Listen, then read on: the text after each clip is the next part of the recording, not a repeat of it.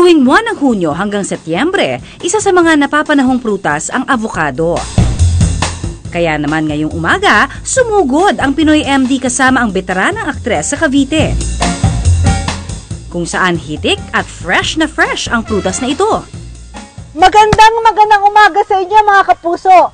Nandito po tayo sa isang farm dito sa Alfonso, Cavite na napakaganda at napakalawak. Malayong-malayo po tayo sa polusyon at dito makakasagap ako ng sariwang hangin.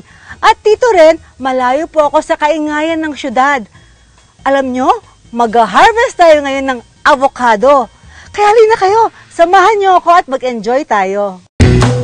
Para masigurong fresh ang mga avocado na gagamitin ni Melissa, mismong siya pa ang pipitas ng mga ito mula mismo sa puno ng avocado na nakatindig sa farm na pagmamay-ari ni Ed. Ang lalaki po ng avocado at fresh na fresh po. Yung farm talaga namin is focused on being organic. So hindi kami naglalagay ng mga commercial fertilizers saka mga pesticides na makakasama sa atin. Hinog at hindi raw bulok ang avocado kung ang bunga nito dark green hanggang black ang kulay. Dapat ding mabigat at firm ang bunga nito. Alam nyo ba na bukod sa avocado shake, pwede rin itong gawing sahog sa paborito nating ulam at iba pang panghimagas? At yan ang ituturo sa atin ng chef na si MJ Nicasio. Ang magsisilbi niyang culinary student this morning, aba syempre, si Miss Melissa Mendez. Ang unang recipe na ating lulutuin, na perfect naman with mainit na kanin, ang grilled bangus with avocado salsa. Ang mga sangkap, thin slices of boneless bangus, pampalasang asin at paminta, paprika at mantika panggisa. Para sa salsa, kailangan natin ng diced avocado, tig-isang pirasong ginayat na sibuyas at kamatis, cilantro at lemon para di mangitim ang salsa. Una munang i-marinate sa asin. Paminta at paprika ang boneless bangus sa loob ng 30 minutes. Una nating ilalagay yung skin para magkaroon pa siya ng crispiness.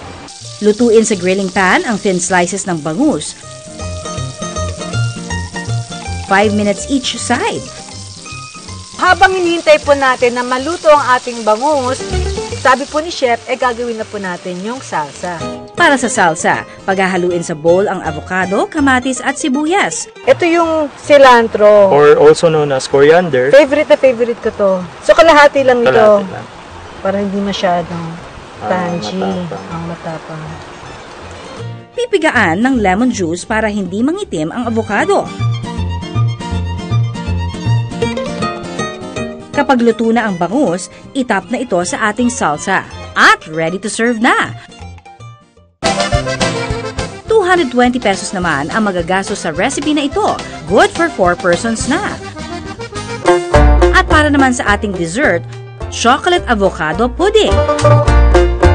Ang mga sangkap, isang buong avocado, 2 kutsarang honey, 3 kutsarang cocoa powder, 1/4 cup ng non-fat milk.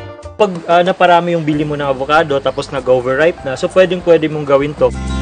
Simple lang gawin ang dessert na ito mga kapuso. Ilalagay lang sa blender ang avocado at unsweetened cocoa powder. Lalagyan natin siya ng honey. Dagdagan pa ng non-fat milk pampakrema at saka i-blender. So, 3 to 5 minutes pala. Okay na siya, no? Yes, hayaan lang natin mag-smooth yung ating mixture. Then pwede natin ilagay sa glass or sa isang bowl. Kung trip nyo namang malamig, pwede rin itong iserve ng chilled. Cheers to our avocado chocolate pudding. 160 pesos naman ang kailangang budget dito. Perfect pang hanggang 4 na katao. Hindi tulad ng alam ng marami, ang avocado mataas nga sa fats pero yung tinatawag na healthy monosaturated fat na tumutulong pababain ang ating cholesterol levels. Sarap! Nire-regulate din ito ang blood sugar levels at good for digestion din dahil sa fiber content nito. Pero hinay lang mga kapuso sa pagkain nito dahil 235 calories lang o katumbas ng isang pirasong avocado ang nire-rekomenda na kainin kada araw. Dahil madali itong gawin, mabilis lutuin, at madaling sundan yung mga recipes ni Chef MJ, siguradong gagawin ko to sa bahay.